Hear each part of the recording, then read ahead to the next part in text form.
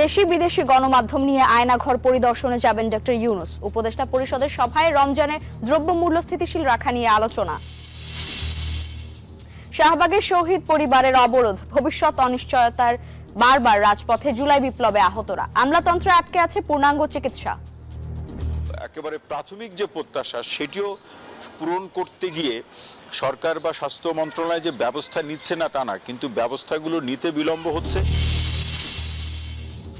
ঢাকা মহানগরীতে চালু হচ্ছে কাউন্টার থেকে টিকিটিং পদ্ধতিতে গোলাপি রঙের বাস। যত্রতত্র বাস থামানো বন্ধ হবে বললেন ডিএমপি কমিশনার। বর্ধিত ভ্যাট প্রত্যাহারের দাবিতে সরব ফুড ও বেভারেজ ব্যবসায়ীরা। এনবিআরকে জানালেন দাবি আদায় না হলে কর্মী ছাঁটাইয়ে বাধ্য হবেন তারা। ভাগ্য বদলের আশায় ফ্রান্সে পাড়ি দেয়া বাংলাদেশিদের অনেকেই এখন সাফল্যের কারিগর। একের পর এক প্রতিষ্ঠান খুলে প্রসারিত করেছেন কর্মসংস্থান। জার্মানির এশিয়া এক্সপো মাতাচ্ছে বাংলাদেশি তৈরি পোশাক। অংশ নিয়েছে দেশের 20টি প্রতিষ্ঠান। মেড ইন বাংলাদেশ নজর কাটছে ভিনদেশিদের। এবং দেশের ফুটবলকে অনন্য উচ্চতায় পৌঁছে দেয়ায় 21 পদক পাচ্ছে নারী ফুটবল দল। সাফ জয়ীদের সম্মাননা দেবে সংস্কৃতি মন্ত্রণালয়।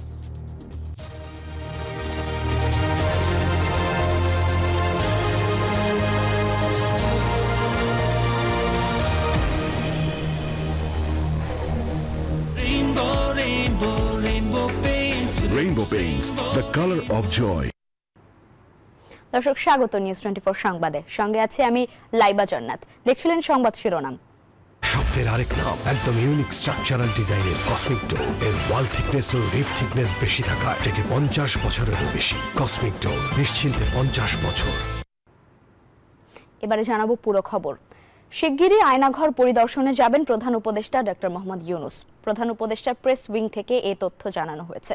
বৃহস্পতিবার উপদেষ্টা পরিষদের সভায় এই সিদ্ধান্ত হয়। প্রেস উইং থেকে জানানো হয়, যত দ্রুত সম্ভব আয়নাঘর পরিদর্শনে যাবেন প্রধান উপদেষ্টা। এ সময় দেশি বিদেশি মিডিয়া তার সঙ্গে উপস্থিত থাকবেন। রমজানে দ্রব্যমূল্য স্থিতিশীল রাখার লক্ষ্যে টিসিবির মাধ্যমে পণ্য পরিবহন, ব্যাপক হারে আমদানি ও সুষ্ঠু সরবরাহ নিশ্চিত করতে গৃহীত পদক্ষেপ সম্পর্কে সভায় আলোচনা হয়েছে। এছাড়া সভায় রমজানের লোডশেডিং না রাখা এবং বিদ্যুৎ সরবরাহ স্বাভাবিক রাখার বিষয়েও আলোচনা হয়।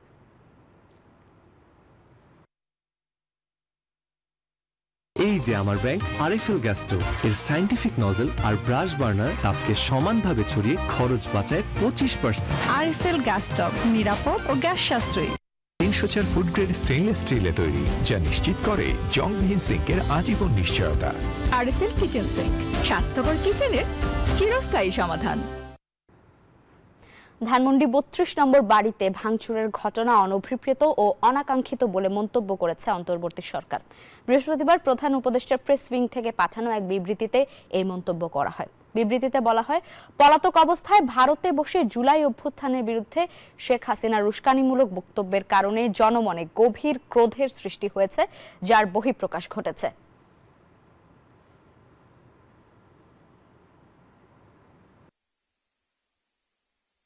বিজলি কেবলস যে কোনো স্থাপনার বৈদ্যুতিক সংযোগকে রাখে নিরাপদ। এর স্কিন কোটেড ইনসুলেশন সম্পূর্ণ ফায়ার রিটার্ডেন্ট, তাই বিজলি কেবলস নিজেই নিজেকে নেভায়। বিজলি কেবলস, নিরাপদ আজীবন।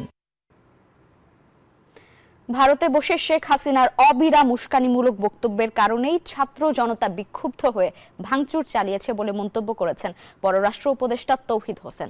এ ধরনের ঘটনার পুনরাবৃত্তি রোধে সরকার চেষ্টা করবে বলে বৃহস্পতিবার সাপ্তাহিক ব্রিফিংয়ে জানান তিনি। বলেন, ভারতে বসে সাবেক প্রধানমন্ত্রী শেখ হাসিনার বক্তব্য দেওয়ার প্রতিবাদে ঢাকায় নিযুক্ত ভারতের ভারপ্রাপ্ত হাই কমিশনারকে তলব করা হয়েছিল। এ সময় দেশটির প্রতিনিধির কাছে ঢাকার পক্ষ থেকে একটি প্রতিবাদপত্রও দেয়া হয়। 2024 সালের আগস্ট মাসে ছাত্র জনতার আন্দোলনের মুখে দেশ ছেড়ে ভারতে আশ্রয় নেয় সাবেক প্রধানমন্ত্রী শেখ হাসিনা। এরপর থেকে ভারতে বসেই একের পর এক বক্তব্য ও বিবৃতি দিচ্ছেন সামাজিক যোগাযোগ মাধ্যমে। শেখ হাসিনাকে বক্তব্য দেয়া থেকে বিরত রাখতে ভারতকে বারবার অনুরোধ জানানো হয়েছে বলে জানান পররাষ্ট্র উপদেষ্টা। এ বিষয়ে দিল্লির পদক্ষেপে ঢাকার নজর রাখছে। বৃহস্পতিবার সাপ্তাহিক এক ব্রিফিংয়ে এই কথা জানান তিনি। তারা আমাদেরকে যা জানিয়েছে তা হলো যে তাকে কোনো প্ল্যাটফর্ম দিচ্ছে না, কিন্তু উনি তার ফোন ব্যবহার করে কিছু করছেন এবং যে প্ল্যাটফর্মগুলি ব্যবহার করছেন সেগুলি তো হলো আন্তর্জাতিক, আমেরিকা ভিত্তিক ইত্যাদি ইত্যাদি। এটাই হলো ভারতের অবস্থা।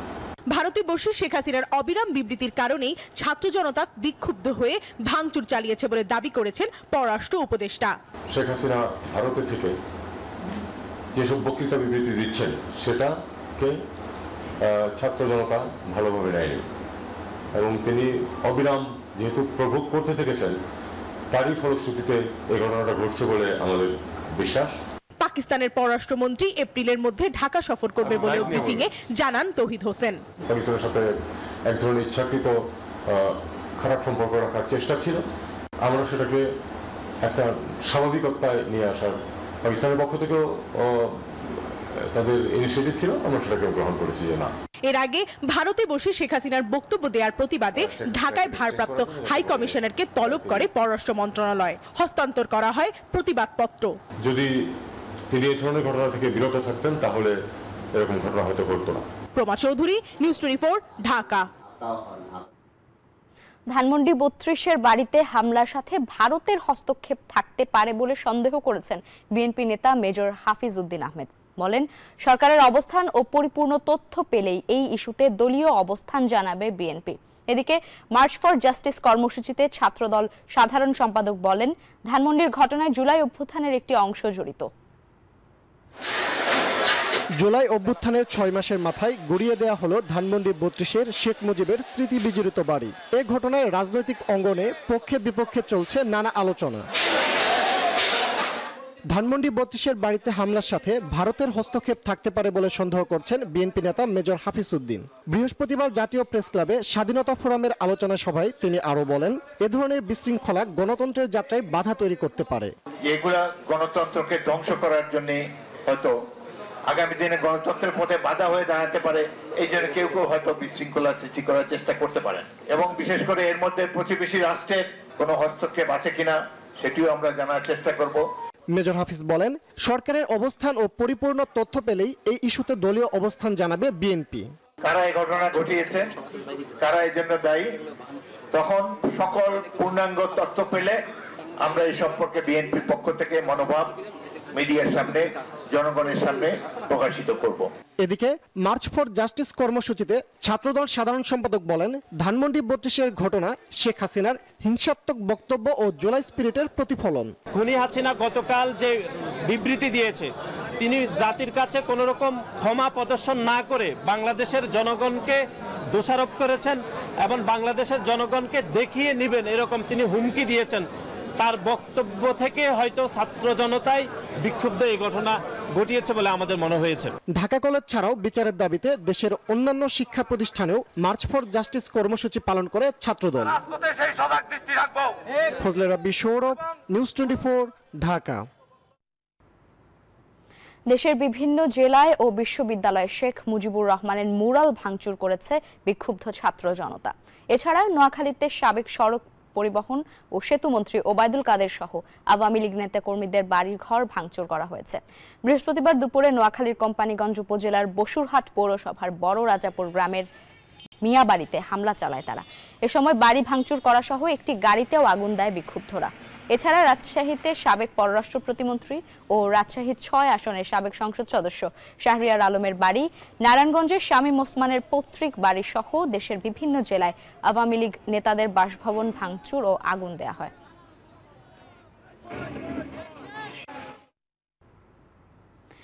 দ্রুত অবৈধ অস্ত্র উদ্ধারে অভিযান না চালালে স্বরাষ্ট্র উপদেষ্টাকে সরাতে রাজপথে আন্দোলন শুরু হবে বলে হুঁশিয়ারি দিয়েছেন বৈষম্য বিরোধী ছাত্র আন্দোলনের মুখ্য সংগঠক আব্দুল হান্নান মাসুদ। বৃহস্পতিবার দিবাগত রাত 12:30টার দিকে বাংলা মোটর রূপায়ণ টাওয়ার থেকে হান্নান মাসুদের নেতৃত্বে স্বরাষ্ট্র উপদেষ্টার বাসভবনের উদ্দেশ্যে বের হন শিক্ষার্থীরা। পরে প্রধান উপদেষ্টার বাসভবনের সামনে পুলিশ ব্যারিকেড দিলে রাস্তায় বসে পড়েন তারা। হাতিয়ায় আওয়ামী লীগ ছাত্র জনতার উপর হামলা চালিয়েছে অভিযোগে প্রতিবাদ জানিয়ে শিক্ষার্থীরা ক্ষোভ প্রকাশ করেন এবং দ্রুত ব্যবস্থা নেয়ার দাবি জানান। এই দেশ অনিরাপদ, এই দেশ পরাধীন, আওয়ামী সন্ত্রাসীদের হাতে পরাধীন এই দেশকে মাতৃভূমিকে আমাদের মুক্ত করতে হবে। হয় মাতৃভূমি না হয় মৃত্যু, আমাদের লড়াই চলবে। সে যে উপদেষ্টারা এই নীতি গ্রহণ করবে না, তারা চেয়ার থেকে লাথি মেরে নামিয়ে দেওয়া হবে। অনতি বিলম্বে সারা বাংলাদেশে সারাশি অভিযান পরিচালনা করে অবৈধ যত অস্ত্র রয়েছে সেগুলোকে উদ্ধার করতে হবে। তাকে আমরা বলে দিতে চাই, আপনি অবিলম্বে এই অভিযান চালু করুন, অন্যথায় ছাত্র জনতা আপনাকে পতনের যে অভিযান, সেই অভিযান রাজপথ থেকে পরিচালনা করবে। ইনকিলাব জিন্দাবাদ। এদিকে শেখ হাসিনার বিচারের দাবিতে রাজধানীর শাহবাগ মোড় অবরোধ করেছে জুলাই গণঅভ্যুত্থানে নিহত পরিবারের স্বজনরা। শাহবাগ মোড়ের সড়কে বসে এই কান্না, কারো সন্তান হত্যার বিচারের আকুতি, কারো আবার স্বামী হত্যার বিচারের দাবি। সরকারের 6 মাসেও স্বজন হত্যার বিচার না হওয়ায় ক্ষোভ জানান তারা।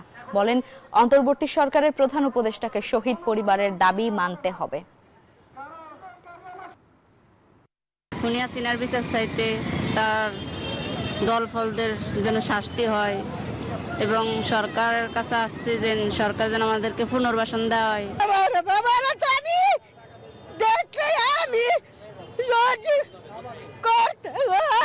প্রত্যেকটা আসামিদেরকে দ্রুত গ্রেফতার করতে হবে। আজকে দেখেছেন 6 মাস হয়ে গেছে, এই পর্যন্ত কোনো শহীদ ভাইদের স্বীকৃতি হলো না কেন? আমরা কোনো বিচার পাই না, কোনো সাহায্য পাই না, বাচ্চার ছায়াই নাই, আমরা কিভাবে বাচ্চা মানুষ করব?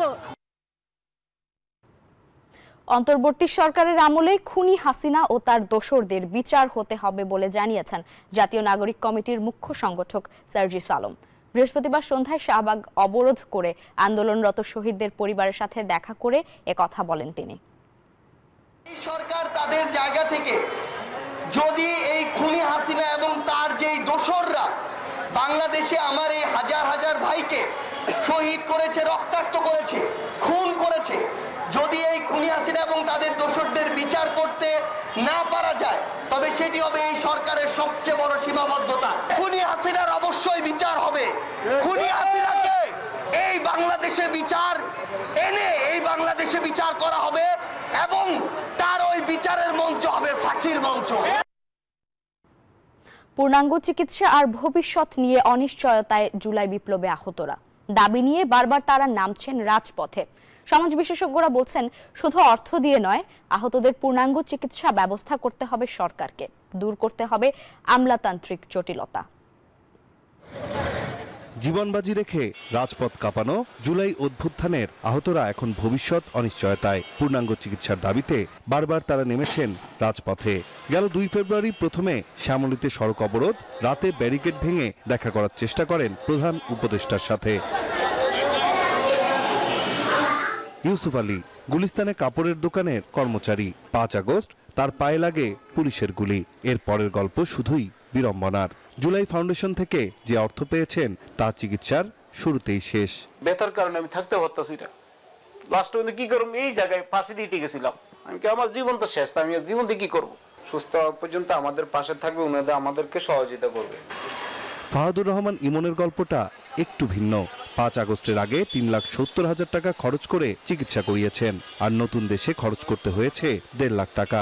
জুলাইয়ে আন্দোলন করলেও এখনো ফাউন্ডেশনে নাম তুলতে পারেননি তিনি, পাননি ফ্রি চিকিৎসাও। পরিবারের একমাত্র উপার্জনক্ষম এই যুবকের চোখে এখন অনিশ্চিত ভবিষ্যৎ। তার মতো আলী হোসেনও সাহায্যের জন্য তাকিয়ে আছেন সরকারের দিকেই। এরা বলছে যে একটা আপনার রক্ত চলাচল করে না, আবার তো ভালো কাজেরা ঠিক হয়ে যাইব। তো ওটার পরিবর্তে ওষুধ দিছে, ওষুধ দেওয়ার পরে কই এরপরে আরো উল্টা 4টা রোগ আনব্লক হয়ে গেছে।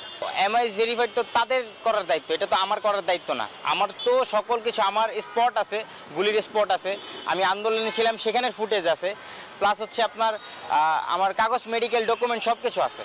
তো আমার পক্ষ থেকে কি ঘাটতি সেটা আমি বুঝতে পারলাম না। আর জুলাই ফাউন্ডেশনের যে প্রসেসটা খুব লেন্দি করা হয়েছে, এই জিনিসটা আমার পছন্দ না।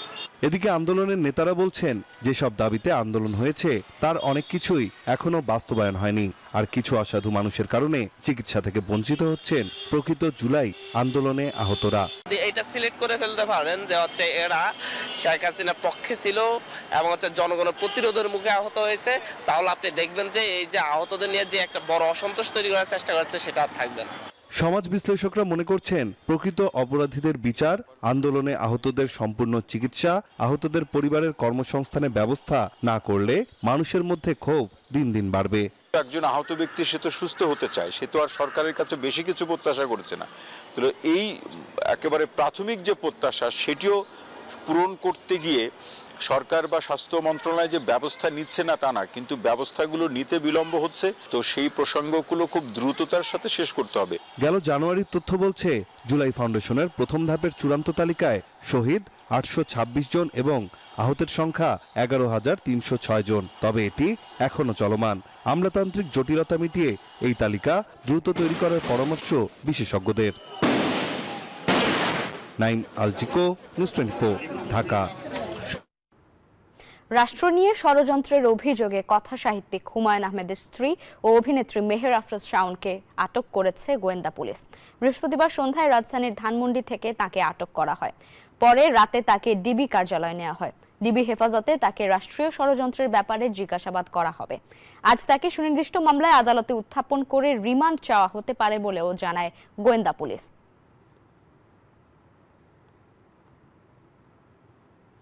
নগর পরিবহনের শৃঙ্খলা আনতে ঢাকা মহানগরীতে শুরু হচ্ছে কাউন্টার থেকে টিকিটিং পদ্ধতিতে গোলাপি রঙের বাস চলাচল। কার্যক্রমের উদ্বোধন করে ডিএমপি কমিশনার বলেন, এতে করে যত্রতত্র বাস থামিয়ে যাত্রী ওঠানামা বন্ধ হবে।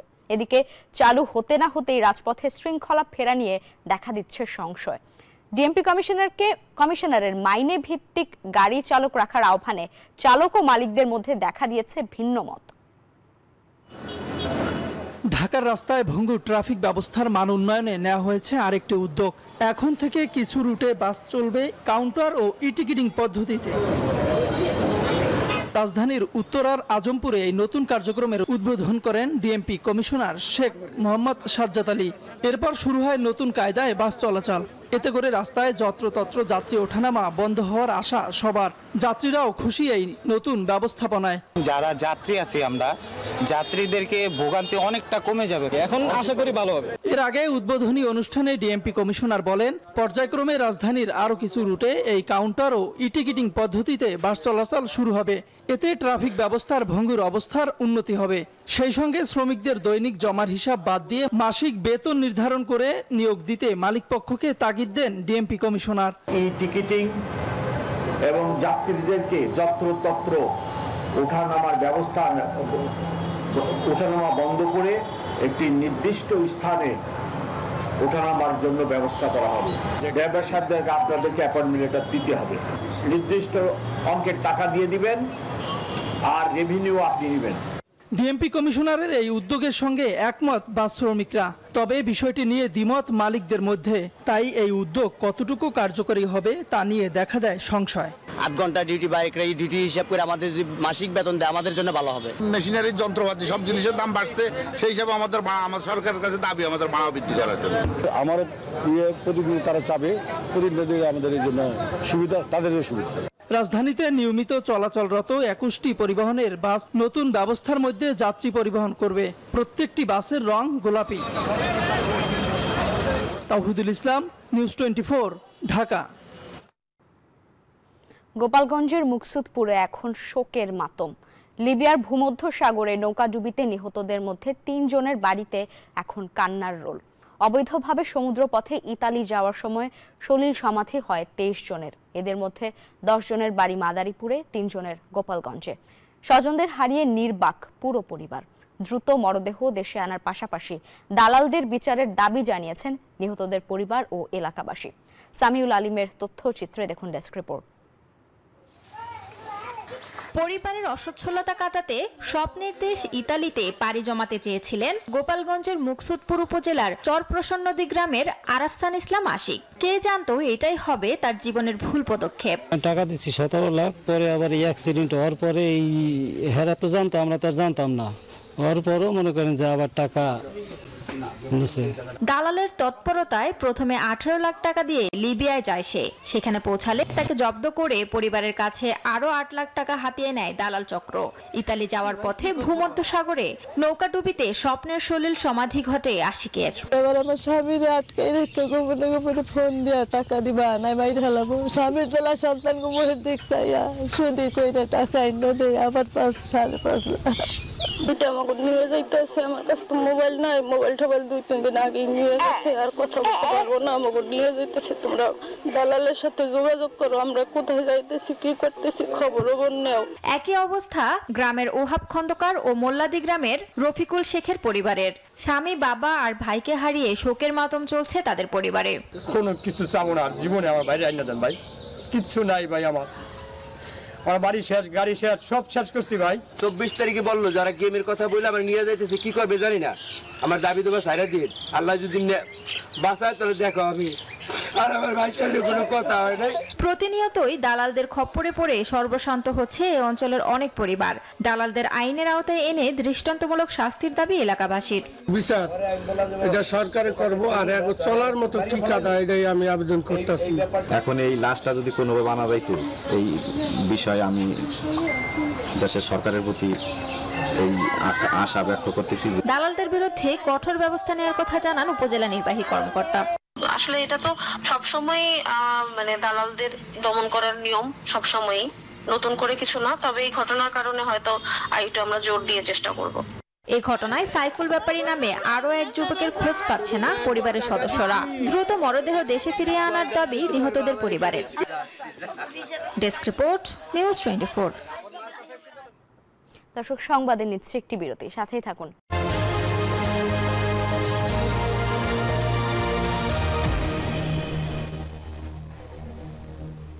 স্বাগত আবারও নিউজ 24 সংবাদে। এবারে জানাবো অর্থ বাণিজ্য সংবাদ।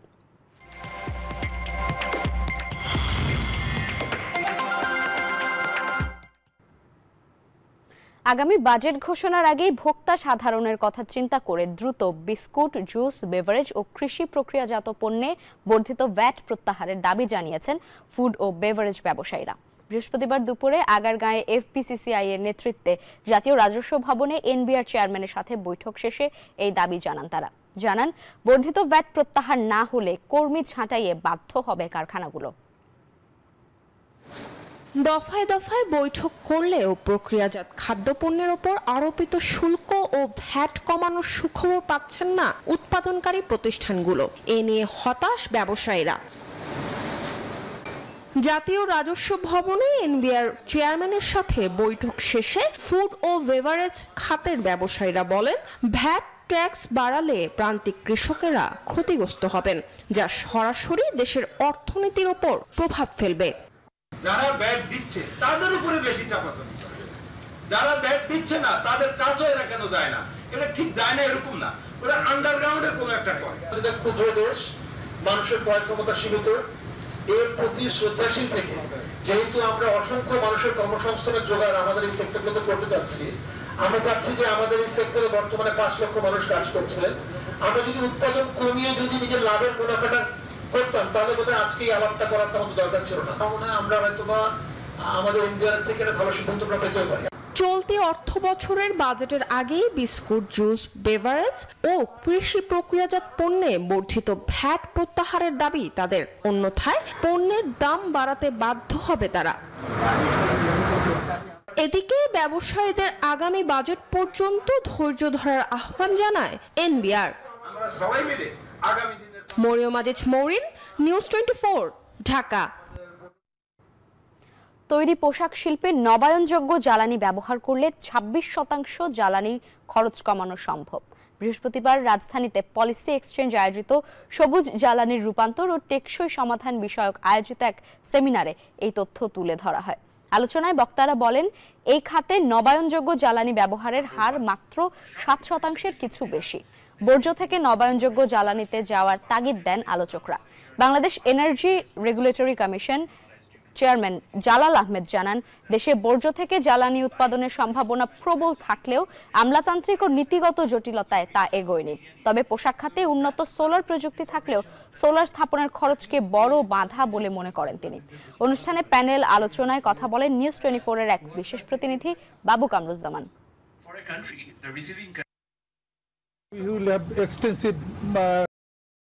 এবারে জানাবো খেলার সংবাদ।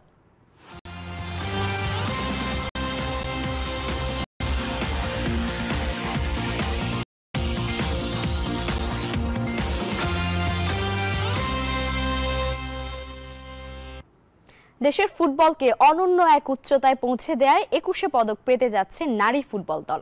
টানা 2 সাফের শিরোপা এনে দেয়া নারীদের সম্মাননা দেবে সংস্কৃতি মন্ত্রণালয়। দেশের নারী ফুটবল নিয়ে আলোচনা যখন তুঙ্গে, তখনই সেই নারীদের হাত ধরেই নতুন দিগন্তে পৌঁছে গেছে বাংলাদেশের ফুটবল। দেশের দ্বিতীয় সর্বোচ্চ পুরস্কার হাতে পাওয়ার অপেক্ষায় এখন সাবিনা সানজিদারা। এর আগে কখনোই 21 পদক পায়নি ক্রীড়া অঙ্গনের কোনো দল। এ নিয়ে সংস্কৃতি বিষয়ক উপদেষ্টা ও দেশ সেরা নির্মাতা মোস্তফা সরওয়ার ফারুকী তার ফেসবুক পেজে একটি পোস্টও করেছেন, যেখানে নারী ফুটবলারদের নিয়ে লিখেছেন 21 পদক দেওয়ার তালিকায় নারী ফুটবল দলের নাম দেখে বেশ আনন্দিত তিনি। পুরুষ ফুটবল দল যখন সাফল্য এনে দিতে ব্যর্থ হচ্ছিল, তখনই নারী ফুটবলাররা দেশের পতাকা উড়িয়েছেন বিদেশের মাটিতে। নারী দলের অধিনায়ক সাবিনা খাতুনের হাত ধরে টানা দ্বিতীয়বার সাফের শিরোপা জিতে দেশের মানুষকে এনে দিয়েছিল আনন্দের উপলক্ষ। সেই সফলতার পুরস্কারই পেতে যাচ্ছে বাংলাদেশ নারী ফুটবল দল। তবে কোচ ও সিনিয়র ফুটবলারদের নিয়ে যে টানাপোড়েন চলছে, তা কি 21 পদক পাওয়ার বদৌলতে কিছুটা হলেও কমবে? এমন প্রশ্ন কিন্তু ঘুরে ফিরেই আসছে ফুটবল ভক্তদের মনে। সুখন সরকার, নিউজ 24, ঢাকা। নারী ফুটবলার আর কোচ পিটার বাটলারের সম্পর্কের টানাপোড়েনের কারণ যাচাই বাছাই করে বাফুফে সভাপতির কাছে রিপোর্ট জমা দিয়েছে বিশেষ তদন্ত কমিটি। দুপক্ষের বক্তব্যের সঙ্গে বিশ্লেষণ করা হয়েছে নারী উইংয়ের কার্যক্রমও। এ বিষয়ে সিদ্ধান্ত নেবেন বাফুফের সভাপতি তাবিথ আওয়াল। নারী ফুটবলারদের সঙ্গে কোচ পিটার বাটলারের দ্বন্দ্ব দিনের জলও গড়িয়েছে অনেক। ফুটবলের এমন সংকট নিরসনে কাজ করেছে 7 সদস্যের বিশেষ কমিটি।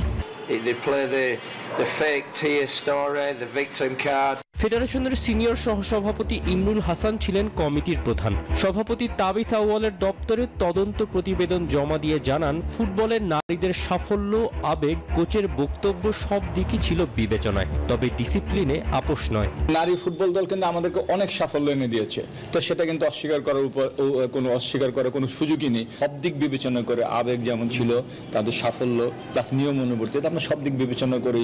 আমরা অন্তত আমাদের দায়িত্বের প্রতি নির্ভর ছিলাম। এমন পরিস্থিতির জন্য নারী উইং এর দায় আছে কিনা তাও আছে রিপোর্টে। প্রতিবেদনে কিন্তু নারী উইং এর করণীয় কি ছিল কিংবা কি করণীয় থাকা উচিত ছিল সে সম্পর্কে কিন্তু আমরা আলোকপাত করেছি। 21 পদকও পাচ্ছেন সাবিনা খাতুনরা। ইমরুল হাসানের চোখে যা ক্রীড়াঙ্গনের জন্য বড় প্রাপ্তি। নারী ফুটবল দল 21 পদক পেয়েছে, এটা বাংলাদেশের ফুটবলের জন্য একটা, শুধু ফুটবল না, আমি মনে করি যে কোনো স্পোর্টসের জন্য একটা বড় প্রাপ্তি। তো এটা এর জন্য বাংলাদেশ ফুটবল ফেডারেশনের সাথে সংশ্লিষ্ট পক্ষের সঙ্গে আমি খেলোয়াড় যারা আছে তাদের প্রতি আমরা আন্তরিক কৃতজ্ঞ। কারণ আমি মনে করি যে এর মাধ্যমে বাংলাদেশের ফুটবলের প্রতি বাংলাদেশে আপামর জনসাধারণের একটা আগ্রহ বাড়বে। কবে নাগাদ চূড়ান্ত সিদ্ধান্ত আসবে তা নিশ্চিত নয়, তবে বাফুফে বস তাবিথ আউয়াল চাইলে আরও এক দফা আলোচনা করবেন দুপক্ষের সাথে, এমন ইঙ্গিত দিয়েছে বিশেষ কমিটি। তৌসিফুল হাসান, নিউজ 24, ঢাকা।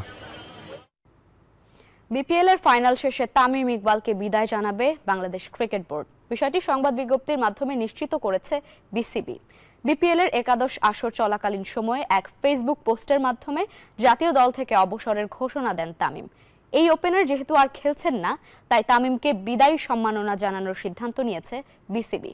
আজ বিপিএল এর ফাইনাল শেষে এই ওপেনারের জন্য বিদায়ী সংবর্ধনার ব্যবস্থা করেছে ক্রিকেট বোর্ড। বিপিএল এর ফাইনালের পুরস্কার বিতরণী অনুষ্ঠানের আগে তার হাতে বিদায়ী স্মারক তুলে দেয়া হবে।